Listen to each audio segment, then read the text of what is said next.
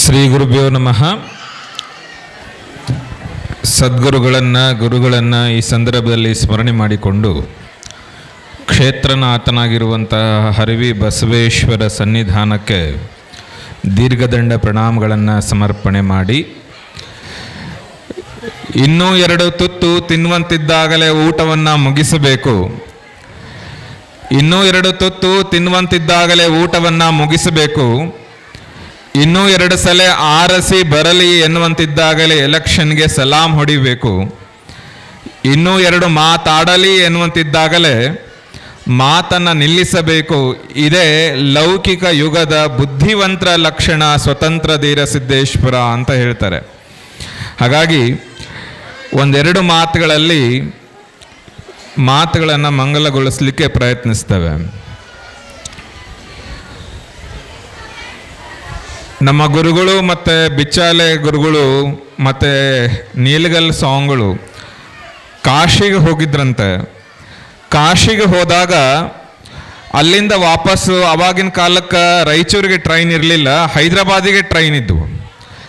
ಹೈದರಾಬಾದಿಗೆ train ಇದ್ದವು. ವಾಪಸ್ ಬರಬೇಕಾದ್ರೆ ಅಲ್ಲೊಬ್ಬ ಗುಲ್ಬರ್ಗದ ಭಕ್ತ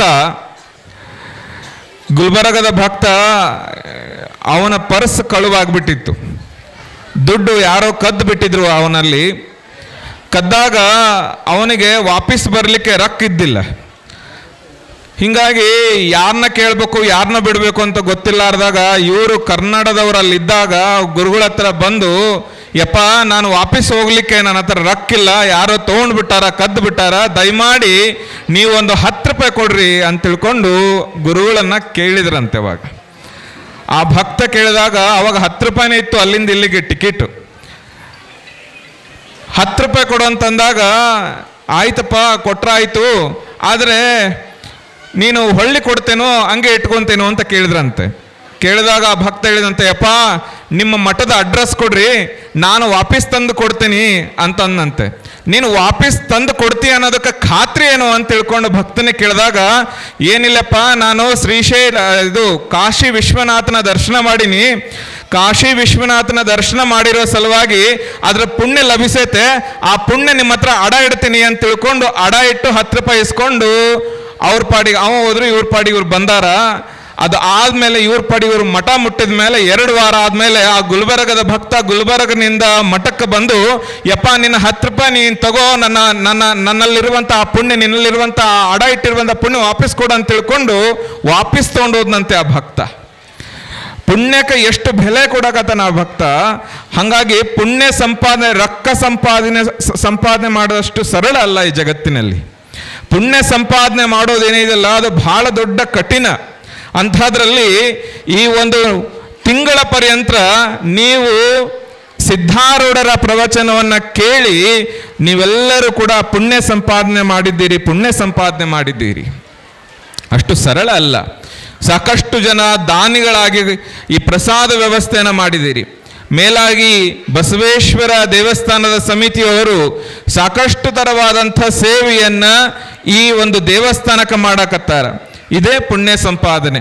ಇದನ್ನ 1 ಅಲ್ಲ 2 ಅಲ್ಲ 10-15 ವರ್ಷಗಳಿಂದ ಅವ್ರು ನಡೆಸ್ಕೊಂಡು ಬರ್ತಾ ಇದ್ದಾರೆ. ಇದು ಬಹಳ ಸಂತೋಷದ ವಿಷಯ ಹಾಗೆ ಅಂತ ಈ ಸಂದರ್ಭದಲ್ಲಿ ನಾವು ನೆನೆಸಬೇಕಾಗ್ತದೆ. ಇನ್ನು ಈ ಸಲ ದಸರಾ ಮಹೋತ್ಸವ, ಮಾನ್ವಿ ಕಲ್ಮಠದಿಂದ ನಡೆಯುವಂಥ ದಸರಾ ಮಹೋತ್ಸವ ಏನಿದೆಯಲ್ಲ ಬಹಳ ದೊಡ್ಡ ಪ್ರಮಾಣದಲ್ಲಿ ನಡೀಲಿಕ್ಕಿದೆ. ಯಾಕಂತಂದ್ರೆ ಈ ಸಲ 50ನೇ ವರ್ಷದ ಸುವರ್ಣ ದಸರಾ ಮಹೋತ್ಸವ. ಈ ಕಡೆ ಮಾತಾಡಬೇಕಾ ಈ ಕಡೆ ತೋರ್ಸಬೇಕಾ ಅನ್ನಂಗಾಗೈತೆ ನನ್ನ ಬಾಳೆ. ದಸರಾ ಮಹೋತ್ಸವ 22ನೇ ತಾರೀಕು, ಸೆಪ್ಟೆಂಬರ್ 22ನೇ ತಾರೀಕು ಇಂದ ಪ್ರಾರಂಭ ಆಗಿ ಅಕ್ಟೋಬರ್ 6ನೇ ತಾರೀಕು ತನಕ ಇದೆ. ಒಟ್ಟು 14 ದಿನದ ಕಾರ್ಯಕ್ರಮ. 14 ದಿನದ ಕಾರ್ಯಕ್ರಮದಲ್ಲಿ ಸೆಪ್ಟೆಂಬರ್ 22ನೇ ತಾರೀಕಿಂದ 30ನೇ ತಾರೀಕು ತನಕ ಮಹಾಚಂಡಿಕ ಯಾಗ, ಅಂದರೆ ನವದುರ್ಗೆಯರ ಸಂಕೇತವಾಗಿ 9 ಕುಂಡಗಳು ಕಟ್ಟಿ 1 ದಿನಕ್ಕೆ 22 ದಂಪತಿಗಳು ಪೂಜೆಗೆ ವ್ಯವಸ್ಥೆ ಮಾಡುವಂಥ ಒಂದು ಬಹುದೊಡ್ಡ ಪೂಜಾ ಕಾರ್ಯಕ್ರಮ ಅದು.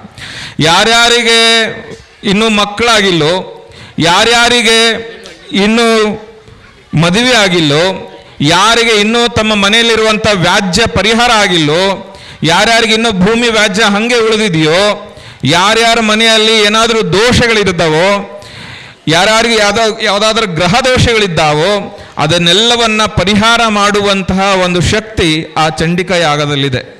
ಇದು ವೈಯಕ್ತಿಕವಾಗಿ ಮಾಡಕ್ಕೆ ಹೋದ್ರೆ ಒಂದು 40,000-50,000 ರೂಪಾಯಿ ಖರ್ಚು ಬರ್ತದೆ. ಹಾಗಾಗಿ ಭಕ್ತರಿಗೆ ಇದನ್ನ ನಾವು ಈ ಪೂಜೆನ ಮಾಡಿಸುವಂತ ಹೇಳೋದಕ್ಕೆ ಹಿಂಜರಿಕೆ ಆಗುತ್ತೆ ನಮಗೆ. ಅದು ಎಲ್ಲರೂ ಅಷ್ಟೊಂದು ದುಡ್ಡು ಕೊಟ್ಟು ಮಾಡಿಸೋದಕ್ಕೆ ಶಕ್ತಿ ಇರೋದಿಲ್ಲ.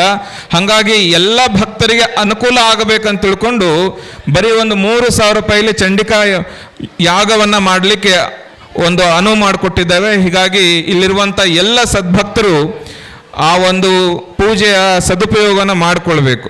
ಇನ್ನು ಎರಡನೇ ವಿಚಾರ ಏನು ಅಂತಂದ್ರೆ, ದಿವಸ ಪುರಾಣಕ್ಕೆ ಬರ್ಬೇಕಿವ. ಭಾಳ ದಿವಸ ಆಯಿತು ನಿಮ್ಮನ್ನೆಲ್ಲ ನಾವು ಅಲ್ಲಿ ಪುರಾಣಕ್ಕೆ ನೋಡಿ.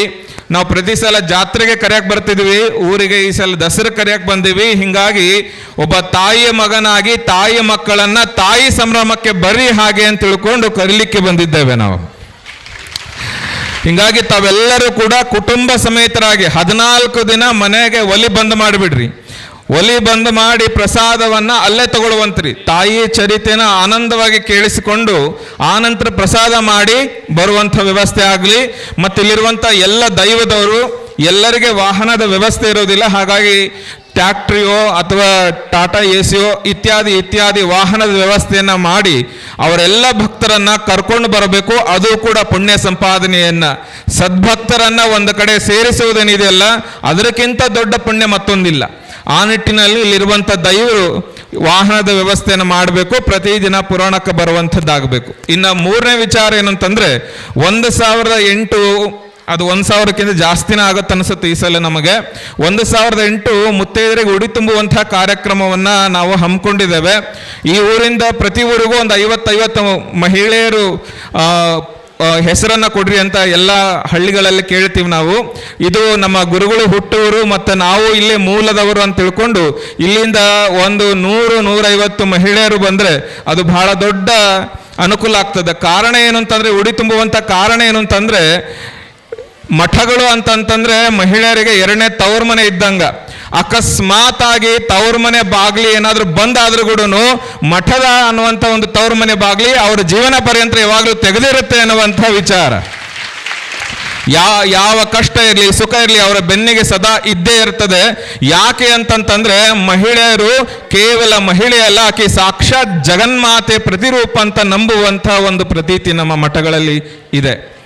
ಇನ್ನ 4ನೇ ವಿಚಾರ ಏನು ಅಂತಂದ್ರೆ, ಈ ಕೊನೆ ದಿನ ಏನಿದೆಯಲ್ಲ ಇದು ಮಹಾಕುಂಭೋತ್ಸವ. ಈ ಸಲ ಸಹಸ್ರ ಸಂಖ್ಯೆಯಲ್ಲಿ ಲಕ್ಷ ಮುಟ್ಟಬಹುದು ಅಂತ ಅನಿಸುತ್ತೆ. ಅಷ್ಟು ಜನರು ಅಲ್ಲಿ ಸೇರ್ಬೋದು. ಕಾರಣ ಏನು ಅಂತಂದ್ರೆ, 5 ಜನ ಜಗದ್ಗುರುಗಳವರು ಅಡ್ಡಪಲ್ಲಕ್ಕಿ ಮಹೋತ್ಸವವಿದೆ, ಮತ್ತೆ 50 kg ಬೆಳ್ಳಿಯ ಅಂಬಾರಿ ಇದೆ. ಇಡೀ ಕರ್ನಾಟಕದಲ್ಲಿ ಮೈಸೂರು ಅಲ್ಲಿ ಚಿನ್ನದ ಅಂಬಾರಿ ಇತ್ತಂದ್ರೆ ಅದು ಬಿಟ್ರೆ ಮಾನ್ವಿಯಲ್ಲಿ ಬೆಳ್ಳಿ ಅಂಬಾರಿ ಬರಾಕತ್ತತೆ.